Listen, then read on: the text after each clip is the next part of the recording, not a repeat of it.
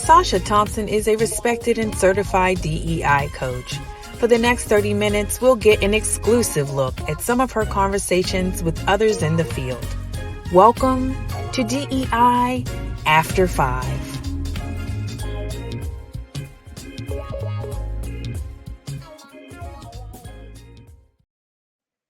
Hello, everyone, and welcome to this week's episode of DEI After 5.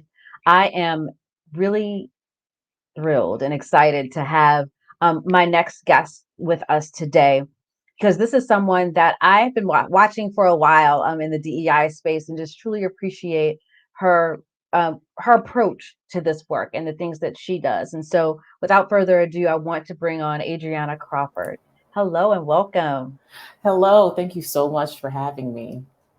So, Adriana, for those that may not be familiar with you or the work that you do, can you just tell us a little bit about kind of your work and how you got into it? Yeah, so my work in DEI right now, I'm currently the senior DEI manager. I'm leading all DEI initiatives over at Movement Strategy, which is a social media advertising firm. And while I am new to that industry, advertising and social media, I am not at all new to DEI. So much of my work from the start of my career was in equity. I just didn't have a name for it.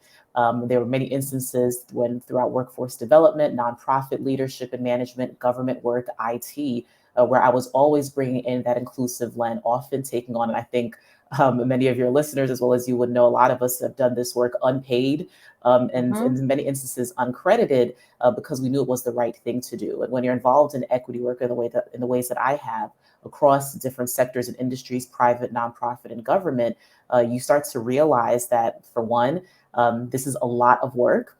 This requires you to bring in a lot of different skills out of your proverbial tool belt, from change management, people management, strategic planning, and all of that in order to be effective.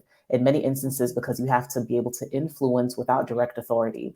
And so ultimately, once I understood that this was an industry that I could be compensated for, where I could lead and really make impactful changes, where I could be discerning in the kind of work that I took on, the kind of companies that I would work with, because having that support is critical. That's how ultimately I leaned into this work and where I am in my current position over at Movement Strategy, which is within advertising, social media, which so many of us are connected with and so many of us are impacted by. And I'm really thankful that the work that I do directly impacts a lot of the messages that we see from some of the biggest brands that we recognize.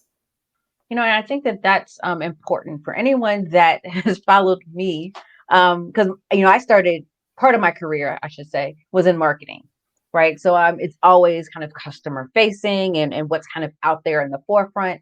And I'm very critical of companies as well, especially when it comes to diversity and inclusion, because you often see kind of the pretty thing on the outside, and there's chaos on the inside, right? And so with the last kind of uprising over the last, couple of years, that was a big part of this shift in these companies putting out, especially on social media, the black boxes and solidarity and all of these statements that they came out with.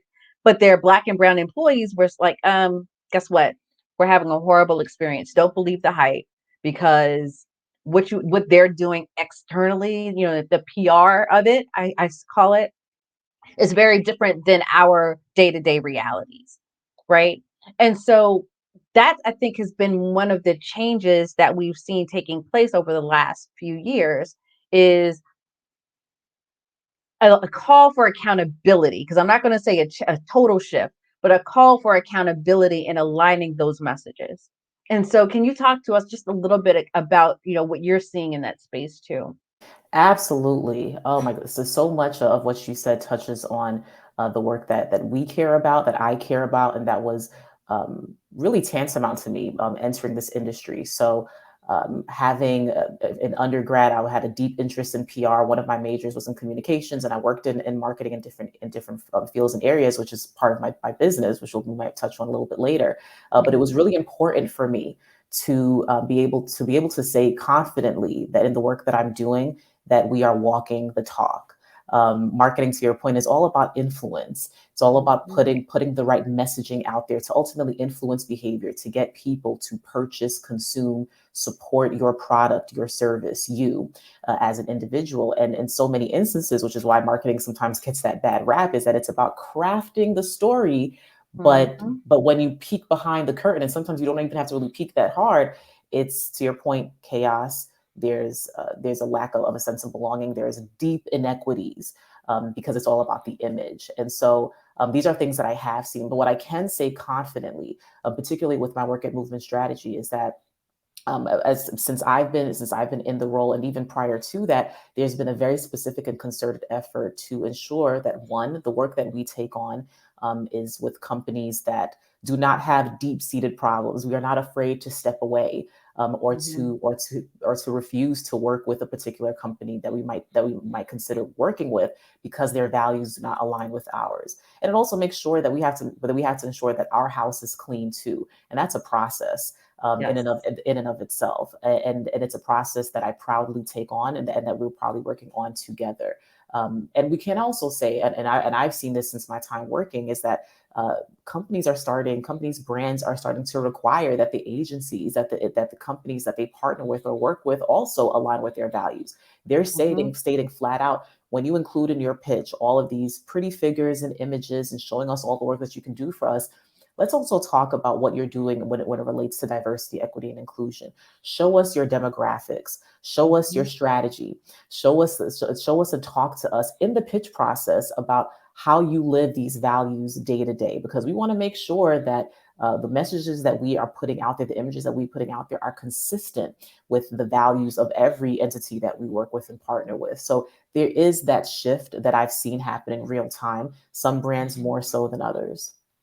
It's interesting because, like I said, for a good portion of my career, I was in marketing, and I was having a conversation not too long ago with someone where they said they've lost business because the team was not diverse, right? What they put out there, the image was diverse and had representation, but the people that were actually putting it together lacked that same representation. And therefore, the thought process was very centered on the numbers and not necessarily the inclusion aspect of it, right? And how you tie those things together.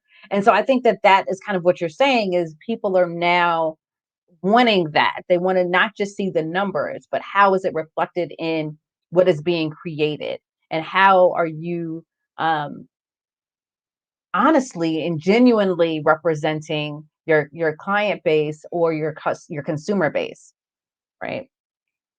So, as I'm thinking through this too, one of the things that I think is important for practitioners to know and understand, and why I thought it was important to have you on here, is because for so long, DEI has been in HR, right? And anyone that knows me knows that part of the reason why I left corporate was because there was that mindset, right? That anything from diversity and inclusion needs to come from the HR team. I was in marketing, and there was just a battle of kind of what my job was supposed to be. And so, to your point, I was told that my job was to make things look pretty. And I'm like, that's not what marketing does. But it gave me a sense of that mindset shift.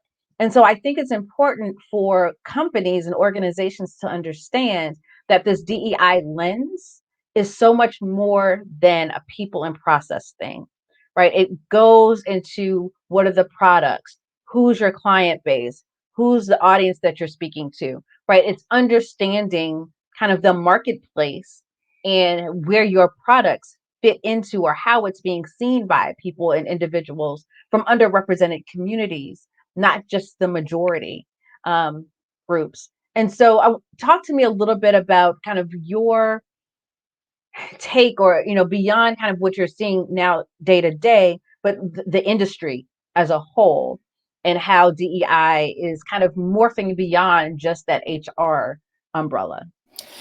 Yeah, that's a great question, and it's something that we continue to tackle and to discuss on a daily basis. So I can say with my current employer that We always are striving to be ahead of the curve and not to be reactionary. And that's something that was incredibly important for me as well, because when we Mm-hmm. say our DEI statement says that that says that we believe that what we put out into the world matters, and we stand by that. And what I see for the industry as a whole is that people are realizing and have realized that, for one, it is not advantageous for the morale of the team, nor is it advantageous from a business standpoint, nor is it advantageous for working with your clients to not be aligned in your values, to, Mm-hmm. quite frankly, not get it, or and not make a concerted effort to get it. Because at the end of the day, this world of marketing relies purely on customer and consumer perception.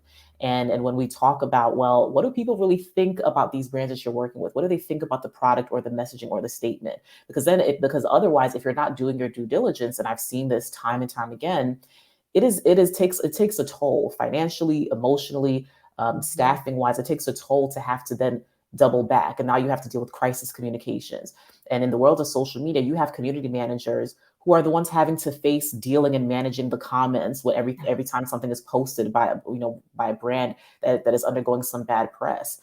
These top Mm-hmm. executives aren't the ones that have to deal with it, although they're managing it and they're aware of it. It's these community managers, the social media managers, the folks that are looking at the analytics that have to account, and Mm-hmm. are held on the line to do that. And so I think that the more and more we talk about it, the more and more we have these conversations, people in the industry are really realize, like, you know what, this goes beyond just maybe a handful of days of bad press. That this takes a toll on our people, on the people, proverbially on the front lines, who are having to Yep. manage these types of interactions, especially in the world of, especially in social media. Um, and to your point around human resources, I feel really strongly about this, because human resources, although for some folks they're starting to change it, I will say at Movement, our people and culture team is one that is changing the face of HR, in the sense that human resources typically, as you know, serves the interests of the company. Mm-hmm. It's compliance driven. It's to Mm-hmm. essentially ensure that people don't get sued. Mm-hmm. Um, and that, which is why people in general have a distrust of HR when they're going through something, when they might be experiencing some sense of maybe discrimination or microaggressions or things like that. In many instances, their first bet is not necessarily to engage with HR, because there might be that sense of, like, all right, is that something actually going to happen? Where do their interests really lie? Do they have my best interests at heart? And that's where DEI, my role in particular, comes into play as sometimes the first line of defense, sometimes the Mm-hmm. intermediary, and in some instances, particularly because of my role as leading all of DEI and my knowledge of business strategy and change management, I also think about things from an overarching sense. Like, let's partner on this together. And in some cases, it doesn't even have to make it to HR, because it exists outside of that. And there is that genuinely safe space to grapple with, discuss, navigate through some things that may be in the more gray areas. Um, Mm-hmm. so it's that duality of my role within the industry, and understanding how the industry works overall, as we try to make a name for DEI, while also recognizing that some clients are a little bit further along than others, Right. and operating not just as your marketing or your social media agency, but in some instances consulting on the fly and saying, no, I don't think you should say that. I don't think we should put this particular image out, and providing a basis for that.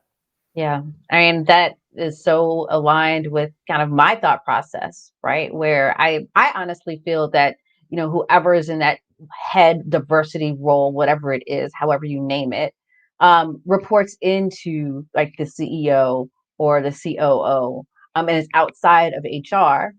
And I will even throw out there that I feel like HR needs to report into DEI because of how diversity and inclusion is such a part of the DNA, or should be a part of the DNA of the organization. So I do want to do a little bit of a pivot, because I know that you have your own business as well, and I want to talk about that, because I think well, let's talk about what your business is, and then we'll kind of go into a little bit of those details. So talk to me a little bit about the Elan Principle. Yeah. So the Elan Principle is the brainchild of all these years of work that I've done in the image world, in the consulting and coaching world, and ultimately recognizing that there is a significant and has been a significant gap between some of these services, the services that many of us may be recognized with, like, okay, how do I work with someone to help me with executive presence and communication and image? But also, why do I not know that this service exists? And Mm-hmm. the people that often need it the most just almost have a barrier of access to it. And so that's where the Elan Principle came from. I spent years as a career coach and consultant working primarily with women from typically marginalized communities, and primarily in industries such as ours within equity and impact work. And the issues and challenges that I've noticed kept coming up, which was hitting that glass ceiling or that glass cliff, not quite being sure how to navigate things, and also kind of working within a space where the advice that they were given was through the lens of a white patriarchal paradigm. Talk like this, do your hair like that, dress this way. So in other words, if you want to reach the next level professionally or within your career or within your life, you needed to shed a lot of the things that people would deem unprofessional, being Black in my Mm-hmm. case, sometimes being a woman, and adopt this very overarching assimilation type of practice, which to me goes against my personal ethos. And so that's where the Elan Principle comes into place. We work with dynamic women, typically from marginalized communities, who want to enhance their executive presence, their overall image and communication, without being told that there's something wrong with the fact that they may be Black, without being told that there's something wrong with them for being maybe fuller size or plus size, or that they have to change their diction and tone in some instances. And it's work that's been incredibly rewarding. I work with women across professions and careers, but typically they all kind of work in equity work. And I think it's probably because of what I do as well. So there's that sense of kinship and deep understanding, and us also recognizing that there are certain needs that we have that are very unique to the work that we do. We're in the business of empathy. And so sometimes it's even a challenge to step into a space where we are working with someone whose job is to be empathetic to us, and to serve and work with us. And that's what I do. I absolutely love that. And I think the question that came to mind as we were kind of preparing for this was, there's this conversation happening right now around, how do you define professionalism, right? And how is professionalism, um, how does it manifest in the corporate space? And to your point, it's been very much based on white, male, cisgender, this framework, but so many of us don't fit inside that box or that framework. And so, how do we step into our authentic selves while also trying to step up, right? Also trying to, it's a lot of balancing. And, you spoke about the, I'll say, code switching that often is forced for us in these spaces. And so, talk to us, or give us kind of some tips that people can probably, think about, or ways that they can think about how they could show up authentically in this space while dealing still within a framework that has not changed very much. That I love that question. And the analogy that I like to use is like driving. So everyone has their own style of driving. Some people may have a slightly heavy foot, like I do. Some people are in the proverbial left lane, and they're more careful. But everyone is on the road trying to get to where they want to go. And I look at the world of work in a similar way, where we're all in this space because we may want a paycheck, we may want to feel a sense of personal fulfillment, we may want to help other people, we may want to create beautiful cuisine. Whatever the case is, we're all on this road together, and we all have our own style. And the goal is that we all want to make sure that we all get to where we're trying to go to safely, in one piece, and without damaging or harming other people along the way.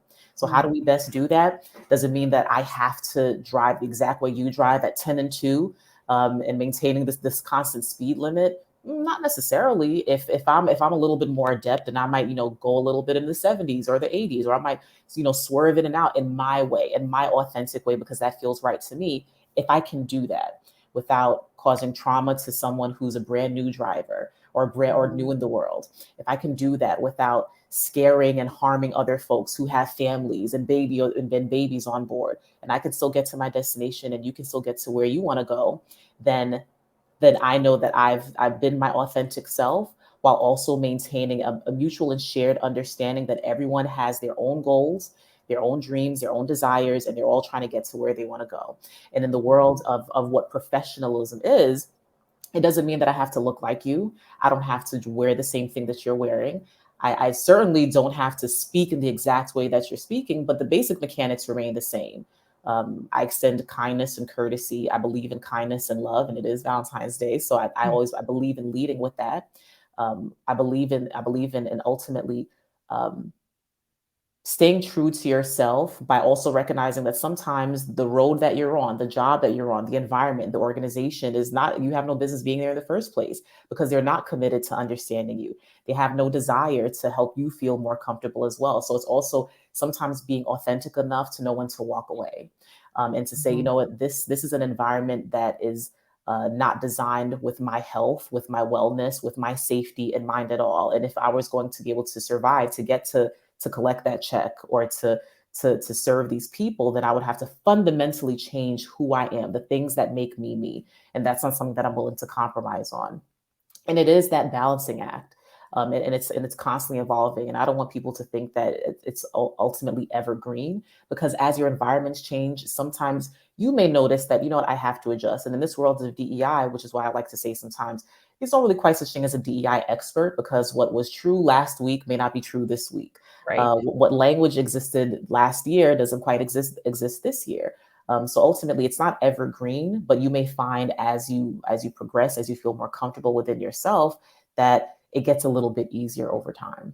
Yeah. Hopefully, the car analogy works. It's No, one of no, my it's one of my favorites. it was good because I was sitting there like, you have to you do take other people into consideration, but it doesn't necessarily change, as you were saying, like where you position your hand on the wheel or what music you're listening to, or if it's Mhm. whatever it is in Yep. your own space, you do that, right? But just take other people into consideration as you Mhm. do that, or even how you navigate that Exactly. space, Exactly. right?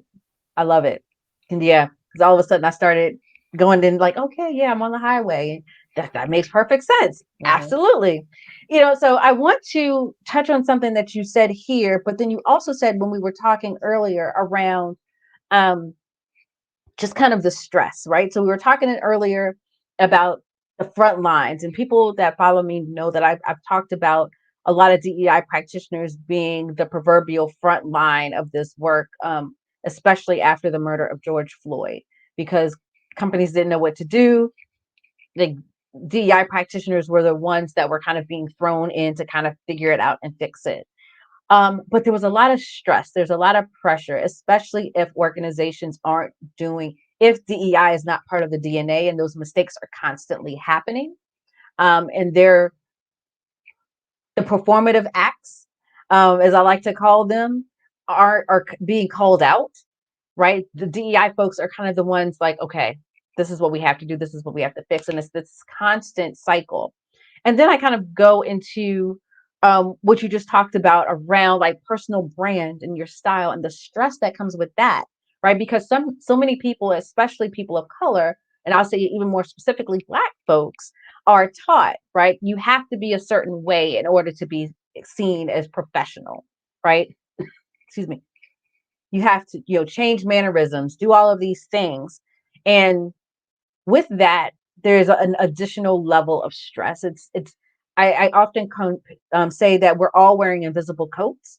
We just don't know how heavy someone else's coat is, right? And so as you're heavy, as you are carrying this heavy coat, um, it adds stress and pressure to you.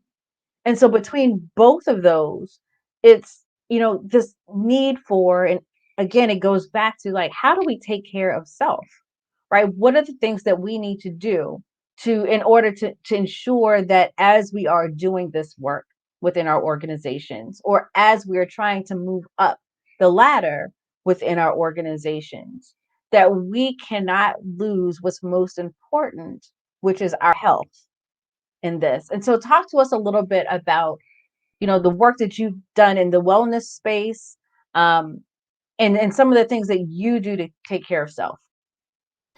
So touching on that invisible quote, I love that analogy, and it reminds me of this quote. And I think it might have been Maya Angelou who said it, maybe someone else, but it's rather simple. And it says, in order to move on, you got to let go of the stuff. I don't know. I don't think they said stuff, but you got to let go of some of the stuff that weighs you down. And in order to begin letting go of some of the stuff that's weighing you down, in some cases, it means identifying what they are in the first place. That's what's worked for me. Some things are I can't escape from. I can't escape from being Black. Can't escape from being a woman, a cisgendered woman, and the challenges that comes with that. I can't escape from or let go of some of the challenges that I have with mental health, which we touched on. But I can identify the other stressors that make those identities weigh down on me a little bit heavier. I can choose who I spend my time with. I can choose where I work and how I work in some cases. I can choose to remove myself, or to remove myself while also asking for the additional help and support that I need, that many of us have been told that we shouldn't need or shouldn't ask for. And when we think about the stress that comes with doing this work, I say it all the time that being involved in equity work requires always leading with empathy. And empathy, by its very design, is always keeping other folks in mind. And some of us were, in a sense, born that way, and it's intrinsic. Which is why sometimes we can almost feel physically, we feel the physical effects and impacts of emotionally charged situations, of when people are really struggling. And that requires, and I've learned to do this, and I'm continuing to learn to do this, with accepting that there's going to be a level of guilt that comes with stepping away, but I'd rather trade the stress with the guilt sometimes. Because sometimes it does mean that, no, I can't take on that additional meeting or have that additional conversation. I do have to step away, and the guilt will be there, and I'll identify it. So the guilt is what weighs me down. But I call it out and I say, you know what, I'm going to choose to let that go, because right now me is better. Taking a shower without thinking of what's going to happen is better than choosing to add more to my plate. And it's a constant shift and balancing act. Some days will be a lot better than others. Some weeks are a lot better than others. At the time of George Floyd, I mean, that was extremely taxing, and in some cases it was almost unavoidable. And so and sometimes in those spaces, because it's very easy to say, get a therapist, and I always preach, the importance of therapy, but therapists also, are drained. Many of them don't accept clients, or what have you. Their docket is full, so to speak. So sometimes it even helps to find space in community, having conversations like this, connecting with folks who know what you're going through. And sometimes you can just vent and commiserate and share and sob and weep together, just so that someone can see you and say, you are not alone.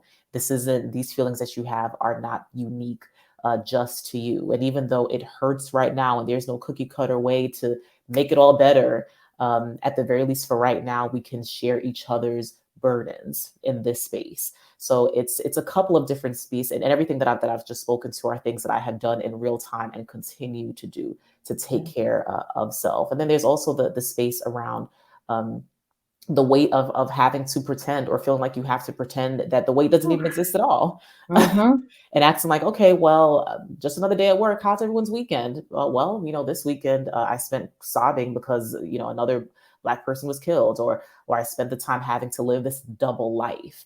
And I think as I've gotten older, and what I appreciate about this time that we're in, is that more and more people are starting to say, you know what, I don't accept that. I don't accept having to pretend that everything is okay. Now, it is easier in some spaces than others, and I want to hold space and acknowledge those that do not currently work in those kinds of environments. And that's extremely tough. And I think that's where things like maybe employee resource groups, having community or shared community outside of work, is really important, because it's not always easy at work sometimes. But if you can, bring some of that space to your work. Bring some of that and be open when some folks say, how are you doing? How was your weekend?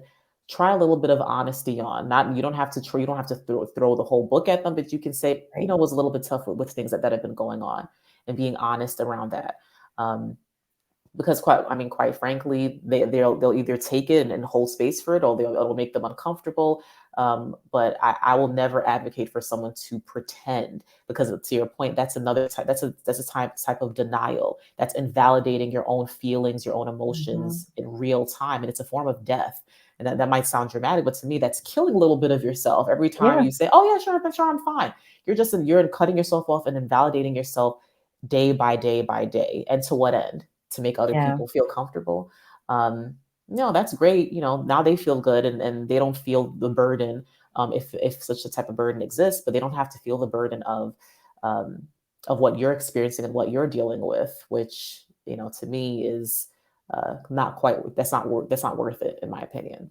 yeah. I mean, I think it just echoes so much of what I share with, my clients. It's who's in your circle of support, right? Making sure you have that strong circle of support around you, especially in this work, because it can be so taxing, right? It can be so draining.